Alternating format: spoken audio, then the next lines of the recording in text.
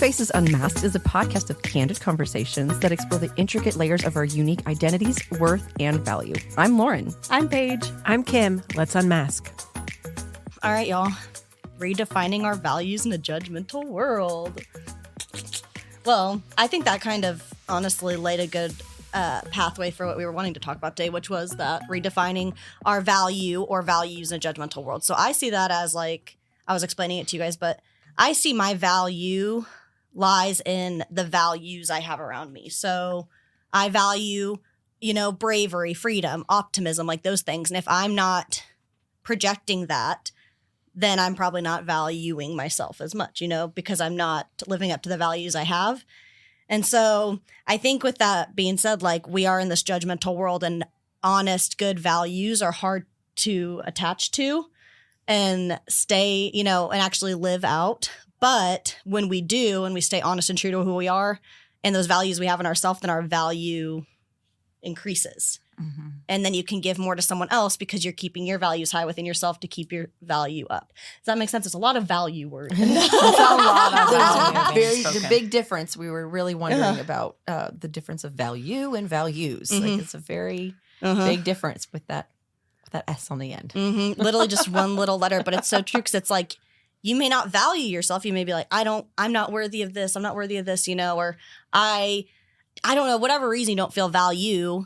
But then it's a big difference because then you look at your values with the S and it's like, okay, well, if I'm being faithful every single day, I'm being vulnerable, I'm being charismatic for my job, I'm living that freedom and optimism, then I should be able to see that value within myself. It gives you, it's almost like your values you can look back on to see what gives yourself value.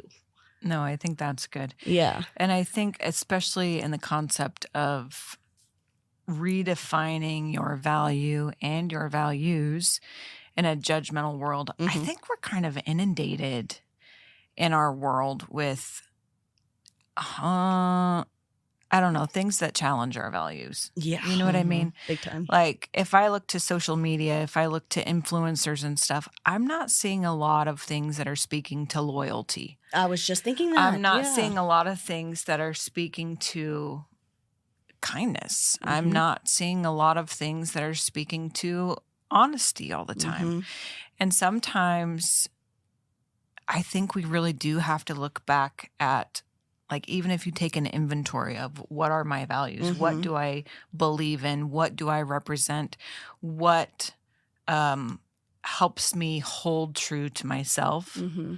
If you can keep an inventory of that and kind of go back to that and be able to say, no, this is what I believe in, this is who I am. And then you get to say, no, I am going to hold to my integrity of who I am. And then that judgmental world that we're talking about, like these examples don't have to actually affect you at all. They don't have to have any kind of say in whether you are holding value in the world. Mm-hmm. You get to stay true to yourself. Yeah. When we all have our own unique innate value we get. So if you're going outside, like I didn't even really know what my values were right before this. I was like, hey, I'm going to write some down really quick. I know in the back of my head, okay, I know this is important, this is important, this is important. But I mean, I didn't, now I'm like thinking, am I living this every day? Do I think or feel I am being brave? Because that's one of my top 5 values I wrote down. Well, if maybe I'm sitting at home, not, doing the things I need to do, but not going out of my comfort zone. I'm not being brave, so I may not feel as valuable. But there is that unique value in myself that the Lord has given me to go be brave. I've been put in the spot in multiple places of my life of careers and jobs where I have to be brave. I don't have a choice anymore, honestly. But it's like, okay, when I think about that, and then you really do take that inventory and you're like, okay, bravery is on my top 5. I didn't think about, okay, these are the most important and I'm going to write them down the most important. But I did write bravery as my top 5 without even thinking about it. So it does hold a higher values. Yeah. So I will most likely feel valuable about myself when I go be brave, even if it does scare me. And maybe I don't want to do it, but, I will feel that value more. And so it even like I know with vulnerability too, that's one of my top 10. I do not like being vulnerable. But guess what? I've been very vulnerable in the last couple of weeks and I've felt more valuable. I felt like I've been able to help others and also get things out of me that I needed to get rid of. So I like that you say like take that inventory too, and just like always reminding yourself, like writing them down maybe, and just like even thinking through it. What are the things I value, so then I can feel value within myself because I have all these aligned, you know? Mm-hmm. Yeah. Mm-hmm. That's a good question. Mm-hmm. Yeah. I mean, I haven't taken an, let me just say this. I haven't taken an inventory, Mm-hmm. but I'm starting to write some things down. Yeah. Like Mm-hmm. I do know things that I live by. Mm-hmm. And I do know that there are situations that will arise that will challenge those things. Mm-hmm. And even if I am living by that challenge, whether or not I'm contributing something valuable to the world. Mm-hmm. But I know that if I look back at that, am I living up to my own standards for myself? Mm-hmm. I think that really can get me back into a place of reevaluating that and saying, yes, I hold value. Yes, I'm living by this. Mm-hmm. Thus my values, Mm-hmm. right? Yeah. And it's a hard thing to do. I think It's a hard question. Right. too. Well, and in a society where Yeah. all of these things get challenged and what's presented on a screen is edited and manipulated enough to look how a person wants to come across and not Mhm. necessarily in a very genuine or authentic way. Mm-hmm. I guess I need to look beyond the filter. And honestly, Mhm. I want to be able to look at that. I want to also look at those things that are being presented and find the value in that too. I don't want to say, oh, that's all trash, because I don't actually believe that. Mhm. And I don't think that like influencers are just there to be horrible human beings or something. I don't Mhm. think that at all. And so I want to be secure enough in myself that number one, I'm not also judging them Mm-hmm. and saying, oh, well, you're X, Y, and Z because it doesn't line up with my A, B, and C, Yeah. right? Yeah. And say, okay, well, I can see the value that you're providing here. I may not align with it, but I can recognize it, and then I can bless them in that. Mm. Because the last thing I want to do is be like, well,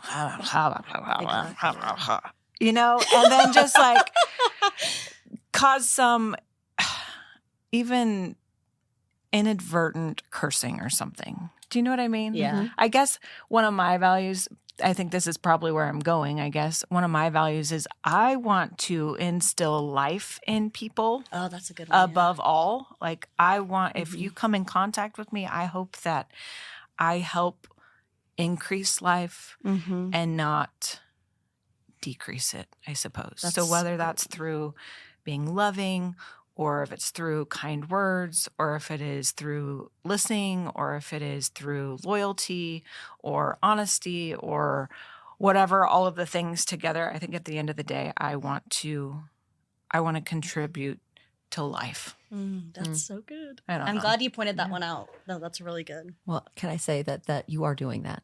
Oh, that's you nice. are. So there You go. really are. Thanks. Yeah. I don't definitely always feel that see with you. it. Do what? I said I don't always see it. Well, most of the time You know, we but- aren't going to see it in ourselves either. Yeah. No, Yeah. that's definitely how I feel when I'm around you. Mm-hmm. That's nice. It's Thank kind you. of There you go. taking Thanks. it back to the imposter syndrome we did a few Mm. weeks ago, where it's like most of the time others will see the worth in ourselves before we see it. Mhm. And so, I mean, that's like with the social media, honesty and reliability, two Yeah. of my top 10. And so when we're in a world and a society too, breaking the chains of, okay, knowing, okay, yes, social media, most of the time, it's just our highlight reels. And breaking that chain, no, it's not trash. It is reliable. I got to be the light in that, though. And that's kind of the values I take with like the honesty and the reliability. Okay, when I go to post something on social media, is it relaying who I am? Or is it relaying a highlight version of me? You know, because I mean, it's no secret to anyone that's been around us, but there's just a lot of stuff going on lately the last couple weeks. And so I could have easily done little reels or pictures of myself and, you know, still worked my business how I usually do, but it wasn't true. Like I didn't have the capacity to make the reels or, you know, the mental, emotional capacity to do all the things I usually do. And so I just went live. And I was like, I had a whole Facebook group and I told them what was going on. I was like, guys, this is what happened.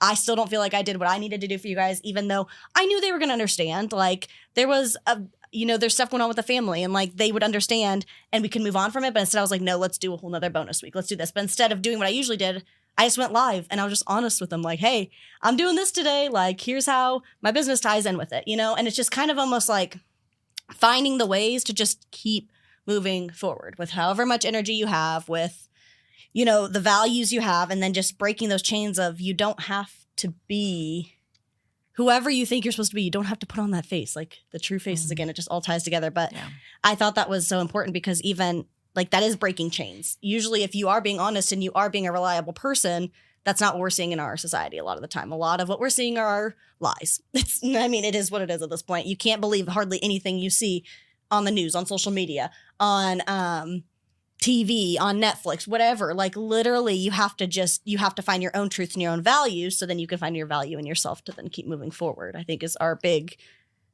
chain breaker in society right now, I think the society values do not tie up with the personal values we need in our world. I think you're right. And I don't think it's really for anyone else to determine what your values are going to be. But I do think the number one way that we can combat like this, exactly that paradigm you're talking about, Paige, like where you can't always take at face value what you're being fed through social media, through the media, through news outlets, through whatever. I think the number one way to combat that is to be like truly, authentically you. Because when you're presented with the facade and then you say, oh, but this is who I am and I'm not going to change because of what I'm presented with.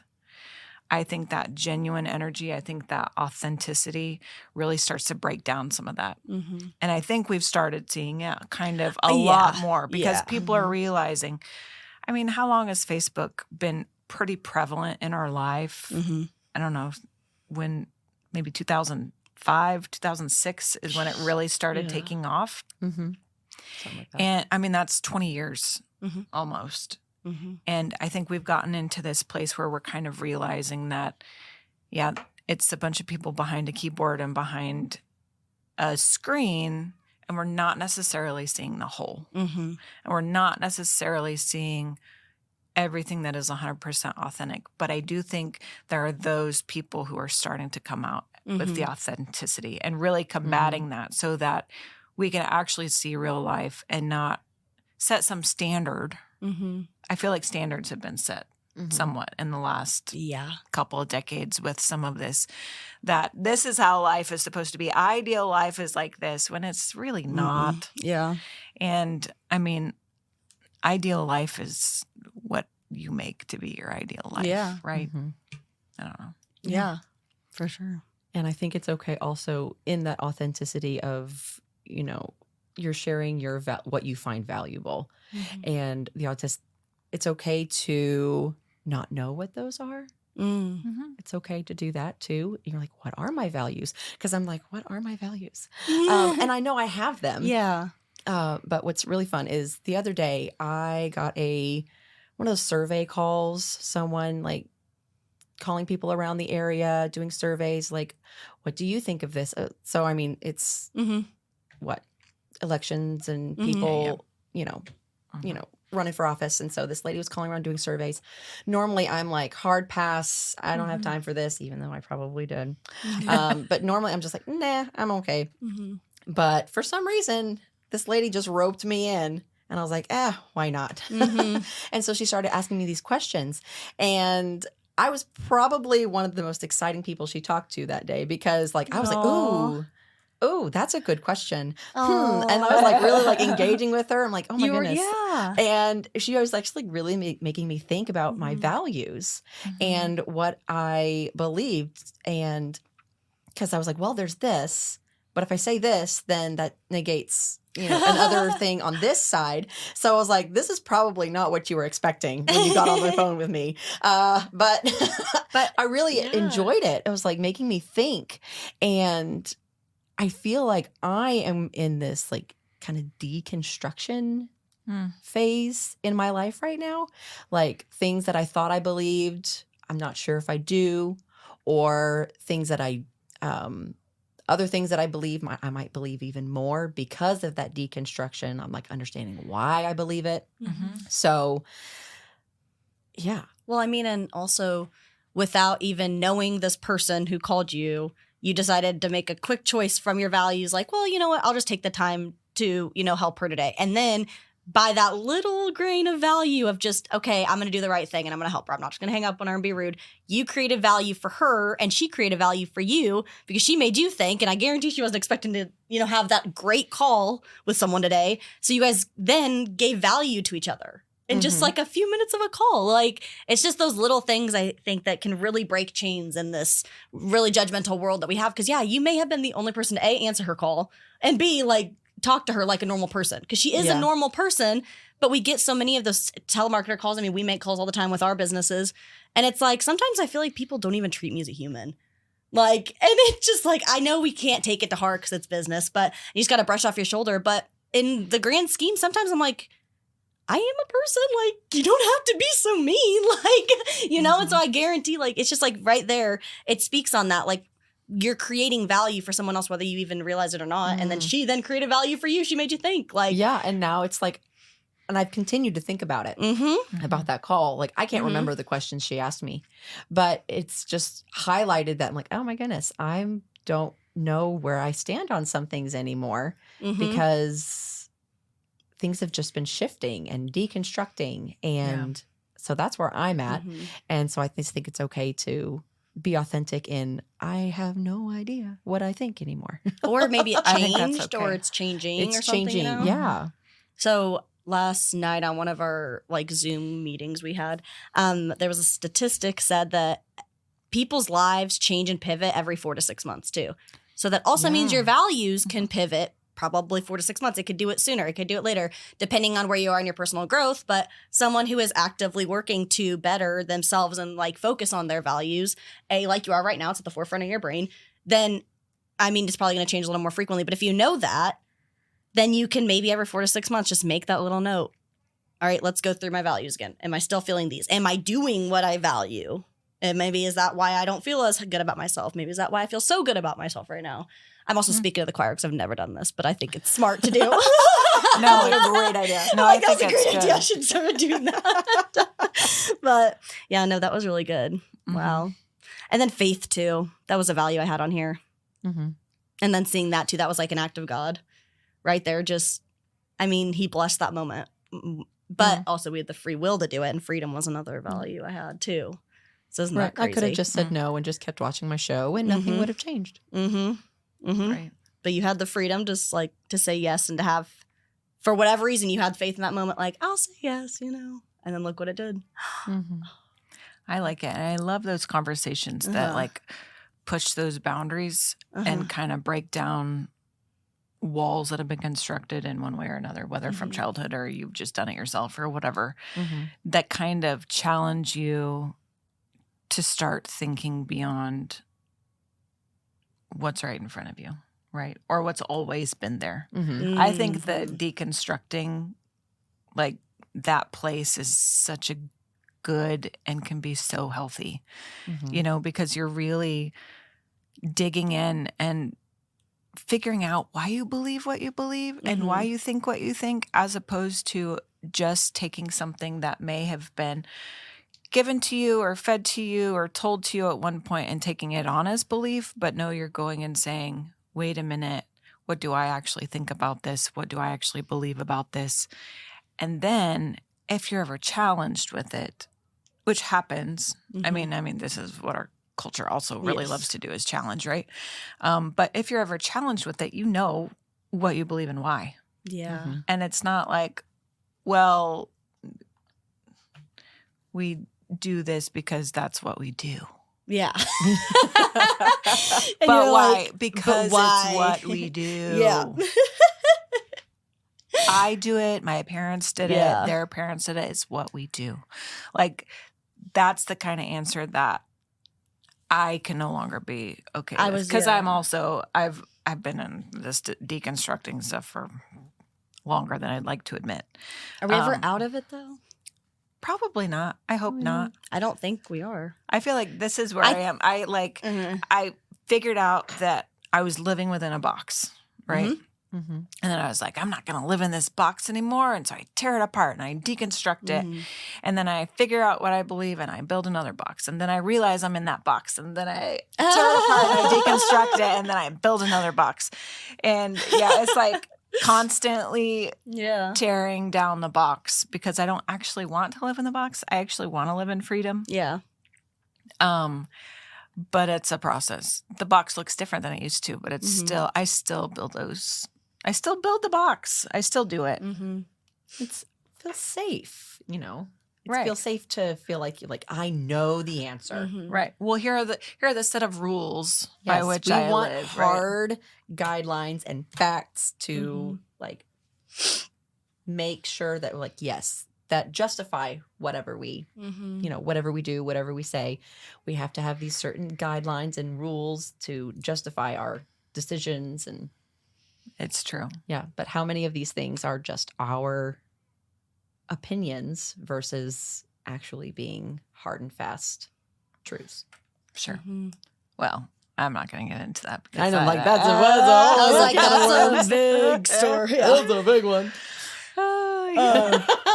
That's cool. So I also think, so I don't know, I just have this story I got to tell you guys because I don't know how it ties in yet, but I'll probably figure it out. But so this last weekend, I was away working and I had one of the interns working with me. And oh my gosh, she's watching this.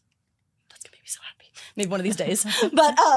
But so she, and again, I haven't known her very long. We're talking. Anyway, she ends up being very faithful. So we end up talking about our faith like the entire time we're together pretty much. And I was like, hey, first of all, I thought that was really cool because it showed, I don't know, like the values again, like the way we were talking to each other. I was just like, this is nothing that's ever happened to me before. Like recently, yeah, we talk about our faith stuff like our friends do, but this was a brand new person. I really kind of, we're just now starting to get to know each other because we've had, like, we got to start hanging out. So that was really cool because I was like, right off the bat, I was like, this girl's different. Like, she's read the Bible front and back like you have. I'm like, and like has studied it.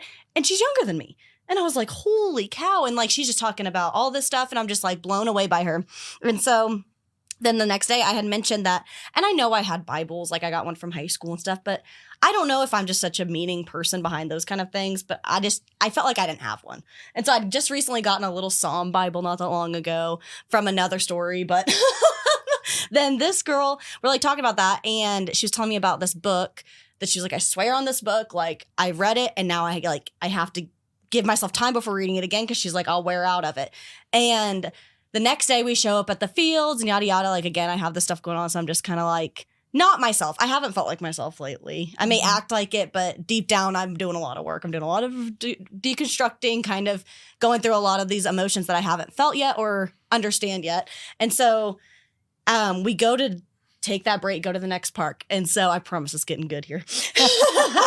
And so she's like, oh, wait, I got to go grab something from my car. I have a present for you. And instantly I was like, you have a present for me? Oh, are you serious? And I was already emotional and I was like, oh gosh. And she comes over, she has it behind her back, and she's like telling me how when she left the field yesterday, she was talking to the Lord and said, she wanted to go thrift shopping, and she was like, well, I told him, I was like, I really want to get her something, just like lead me to where I need to go. Anyways, long story short, the Lord led her to a half-price bookstore where she found the book she wanted to gift me and a Bible. And so she literally gifted me both of those. I bawled.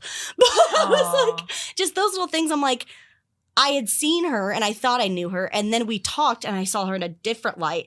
And then she did that. And it was literally, I was looking at myself. I literally felt like it was an out of body experience. I was like, this is something I would do for someone. I didn't know anyone saw me like that, you know? Mm-hmm.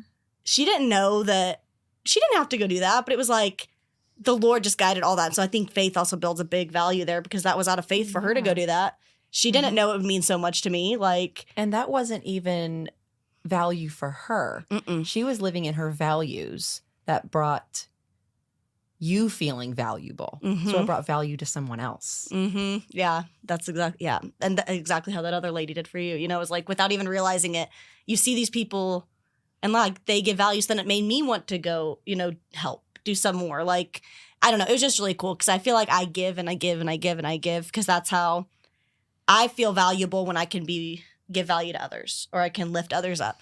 But then when you give and give and give and you don't receive, it's just, or you don't feel like you receive, that opened my eyes to seeing I am receiving in like the littlest ways too. So also with that value, Like just knowing when you give to others, also see and be able to be transparent with what you receive as well. Because you could also block your blessings that way, like I was, when there is so much going on in your life that it's like, I could have just, didn't think anything else of that and moved on. But that impacted me so much. So also just think of the way you may provide value to others too.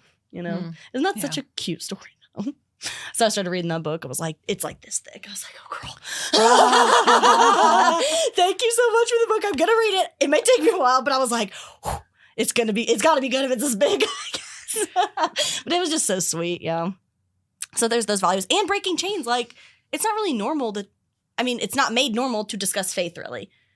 I feel like we're now people, I know personally I've been more comfortable with it, but just the boldness and the bravery she had to bring it up too. And that hasn't been the first person who's done that to me recently. And so I was like, then thinking, are my values increasing? And because I know I mentioned the Lord more. And so I'm like, that's kind of interesting too, to see how your life starts to change and your conversations start to change when you really do focus on your values like that.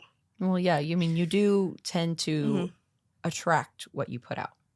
So you're putting out more faith. You're attracting more people of faith. That's interesting. I didn't even think of it that way. Yeah. Yeah, that's good. I also think sometimes when we go through this process of the deconstructing and the figuring out why you believe what you believe, it also kind of brings down the walls of needing to immediately judge other people for what they believe and being more open to having an honest conversation or like an open dialogue about it, even if it's a little different. For instance, Paige, you're Catholic. I am not. Yeah. That could be a real point of tension. And it is for a lot of people. Yeah. But guess what? We choose to see the similarities in it and the common tracks. And honestly, there are things that you do in your outworking of your faith that I admire and that I would love to try too. Like I've told you, I would love to go to adoration with you because I think, I don't have a church that does that. And I would love to just go sit and soak and experience the Lord in that way. And that does sound fun. Isn't it? And I feel like it's one of those things that I've not been exposed to that. I don't think there's anything bad in it. Honestly, if my heart is turned toward the Lord and who he is, then I'm going to find him in whatever I do. So it doesn't matter if it's crossing some boundary or some like line of Protestant to Catholicism. Yeah. I already think that line is But he already wanted us ridiculous. All to be one. I know. Yeah. I we know. could go into that too, but we are all one. And I think that's the whole point in that is that like that faith, but having that space, because then at the same time, like, yes, we don't have, like, technically we're different faiths, but we believe in one God, Father Almighty, creator of heaven and earth, okay? Yeah, that is the end. Like, we all believe that. So having that space and just being able to also be, having the ability to go try that. Not, like, it's not like you go in there and someone's like, all right, what's your name? When were you born? I know. Let me check the register. You know? Have you been baptized in the Catholic Church? I don't think that's what's going to happen. And if it did, fine. Like, fine. It's fine. Yeah. But at the root of it, what I want to be looking for is I want to be looking for the similarities, not the differences. Yeah. You know what I mean? Yeah. And I think a lot of people could even look at me and go, wow, your faith is so different that I don't know that I can align with that. And I've had plenty of people do that. I've had plenty of organizations do that with me personally, with our ministry, those things. But then you also find the people who operate that way and say, you know what, this is the same Jesus. This is the same God. Why would I judge how you seek them? You know what I mean? And I guess I want to err on that side. And that's when we really start seeing chains broken in what we're talking about, this judgmental world. Like, can I step out of that place of trying to judge everything, right and wrong, good and bad, for me, not for me, whatever? Can I get out of that place and just allow you the freedom to be who you are and find the similarities? Yeah. and then let that be the conduit of life between us. Mm-hmm. And then that's how we can bring life to one another. You know what I mean? No, Like that's that's awesome. It exactly goes back to what I was saying. Yes. Like, is this really just our opinion because if this is the way it's always been done? Is it actually a hard and fast rule? Like, do we have to do it this way? Probably not. exactly. And I love the challenge of it. I love being challenged by other people's beliefs. Can I just tell you that? Like, I did know that about you. I love it. So if you disagree with me, please tell me. Don't like attack me because also I'm not one to be bowled over. But sorry, it's just true. Yes. But if you want to challenge me, please do, because I want to be stretched. I want to evaluate the things that I believe. I want to think about those things. I want to wrestle with them because I really think that this is how I really kind of, I don't know, want to say nail down. I start honing in on who I am, what I believe. And if I don't know, it just draws me closer to the Lord because I'm not going to find answers anywhere else. Oh, yeah. And I've told you that how many times. I like you and our coach too. Like you both are like probably the two that remind me the most whenever I have questions or I feel like I'm telling you like, I'm all over the place. And both of you just call me, always go, have you talked to the Lord? Have you talked to the Lord? And I'm like, I'm going to go do that. Every time I have, it's helped. So it's just like, I love that you guys are that reminder for us too, because I do think I've been so engulfed into that Catholic faith where I didn't have understanding. I just did what I was told. You know, I mean, from pre-K to college, I was in a Catholic environment. Mm-hmm. I went to Catholic middle school, Catholic high school, Catholic college. Praise the Lord, I was able to be in that environment. But at the same time, I never was challenged. Mm. I really wasn't. It was just the same thing all the time. And there was people there that I just didn't open my eyes to it. And I didn't really, I think I was just naive. I think I just was like, it's all good. This is just how it is. But then I haven't been challenged from the outside. It's been challenged from the inside. Like I have this yearning for like, okay, why didn't I go to adoration? So I started to go to adoration. Found out I love adoration. I love having that space. Because for anyone who doesn't know in the Catholic faith, adoration is the Adoration Chapel. It's where we keep the Eucharist. It's like the most holy place. It's never closed. The only time it closes on Good Friday when Jesus passes. And so they actually do close it. But it's never closed. Always opened. Like anyone can go. Anyone's welcomed. And it's just the most like, I don't know. Because I remember when I went for the first time by myself, like literally this year. And I walked in and I was like so scared. My heart was beating. And I was like, what am I so scared of? But like you walk in, there's literally a bookshelf of just books. Oh, that's my joy alarm. Sorry. But just like Bibles and all these things where you can take if you need. It's there if you need. There's a prayer book of just, there's no one signing it, but it's just like all those things you walk in. There's things you can read. There's rosaries you can pray. But it was so cool because I did it. I was consistently going for a while and just seeing all these people, so many people coming in and out, people kneeling and doing the crucifix, people laying on the ground. Like the first time I walked in there, I started bawling. That I was not the only person that's been in there that just started bawling. It's just kind of crazy to be in that place, no one really speaking to each other, but just honestly being open and in there in that space with the Lord.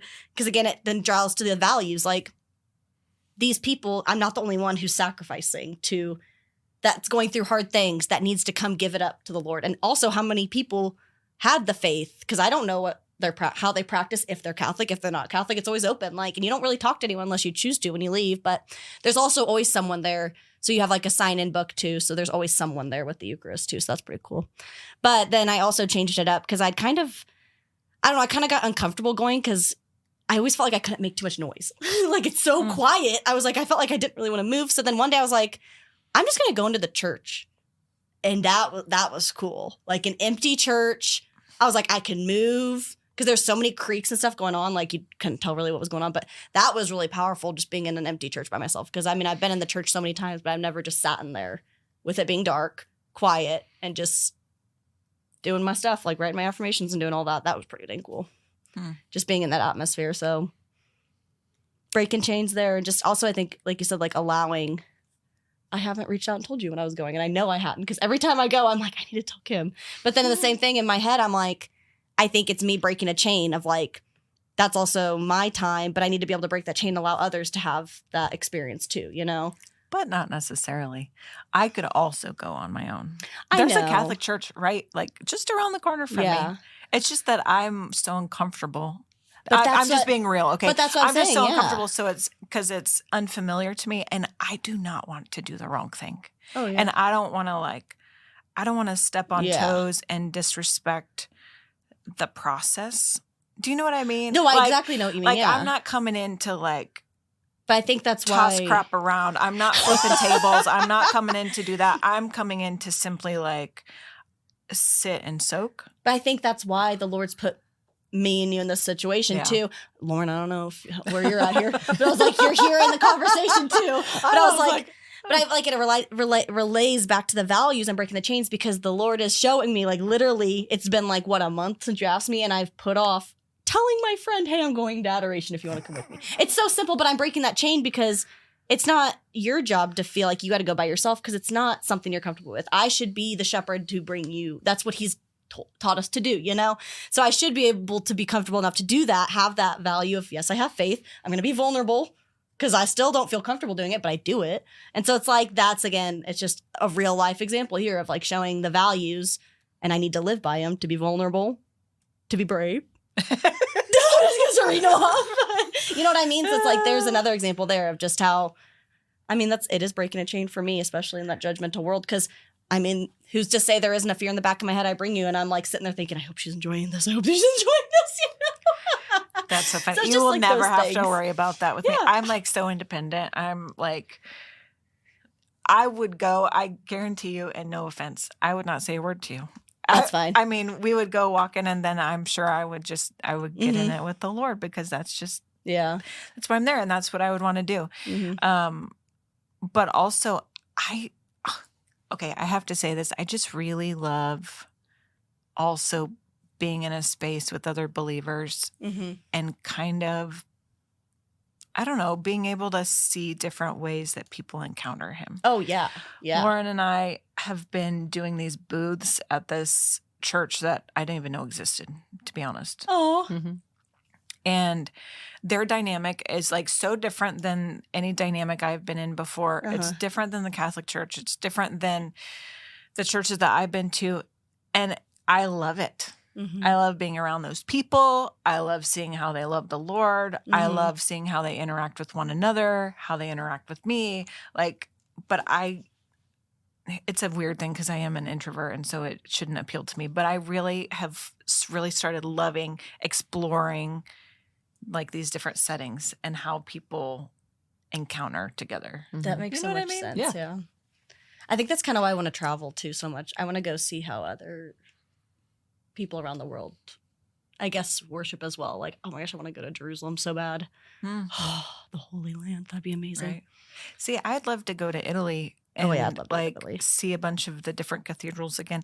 But then, again, number one, I'm American in a different culture. And number two, I'm not a Catholic. And so I don't know those standards, and I don't know those standards. And so I would like be so concerned that I would misstep when honestly I mean no disrespect. I would just like, I guess I want to observe. I want to partake. I want to experience without being disrespectful.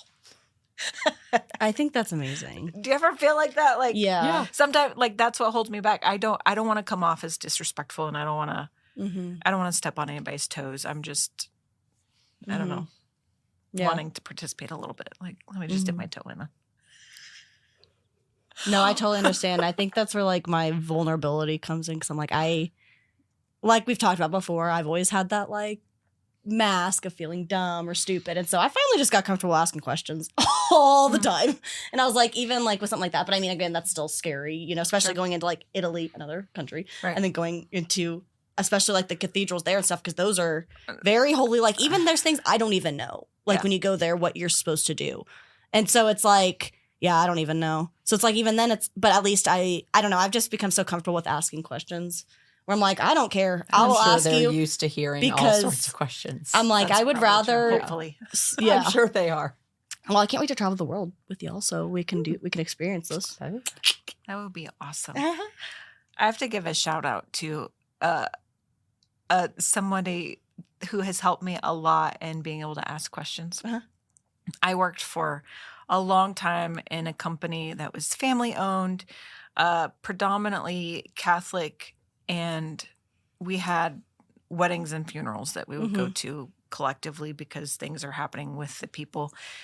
And there's one person in particular who she has been so patient with me because I'm very curious about these things, right? Like, and I have gone to some funerals with her, well, with everybody, but like been alongside her, and it's in the Catholic Church, and it's so foreign to me. Like, I just don't know. I don't know all of the things that everybody does. And there's a lot of steps. But she like completely gave me a wide berth to be able to ask any questions about anything. Oh. And so I did. That's awesome. I'm like, but why do you kneel before you get in the pew? Right? Why are you looking there? Like, why do you do that? Though. And she's like so helpful and like gracious in answering the questions. But I'm also not asking from a malicious point of view. I just honestly want to know. Like, I think that's where like my fear comes in, where I need to be brave, because sometimes I don't know if I can answer the questions. There was so unknown that I had that now it's like I'm relearning the faith, but also the faith in my understanding, and also in the personal relationship with the Lord, which is a whole different thing. And so it's like almost still being brave enough and vulnerable to be like, I may not know, but I want to learn, and I want to help you learn too, you know? Yeah. So there's another side too. Interesting. I didn't even bring this one up. Wisdom was another value. Is that one you guys hold? I value wisdom so much because I think wisdom comes with time, and time is the most valuable thing we have. It's the most depleting thing we have. And I think just wisdom, it doesn't mean time as in like, oh, you're older than me, so you're more wise than me. It's more of like what do you do with your time to then build that wisdom? You know, that's a big value I hold for sure. It's just experience. What you mean? Yeah, I guess wisdom with an experience then, yeah. Yeah. That would make sense. Okay. Clarification. Yeah. I guess I'm still learning that one. Awesome. Well, that was good conversation. Yeah, that was a good one. That was not where I thought it would be. It never is. It never is. Oh, fun. Okay. Good stuff. Well, thanks, guys. Make sure you're commenting, subscribing, share this with your friends. That's how we get the word out. Let me know, or let us know. Let me know in the comments what you guys, your values you hold, what you learned here today, and any feedback you have. Thanks, guys. See ya. Bye. That's it for today. Thanks for listening. Keep up with us on this unmasking journey by joining us every Friday. Like, subscribe, and follow us on Instagram. This episode is sponsored by Podcast Solutions and podcasttables.shop. As always, we're glad you're here. See you next week. Boom, done.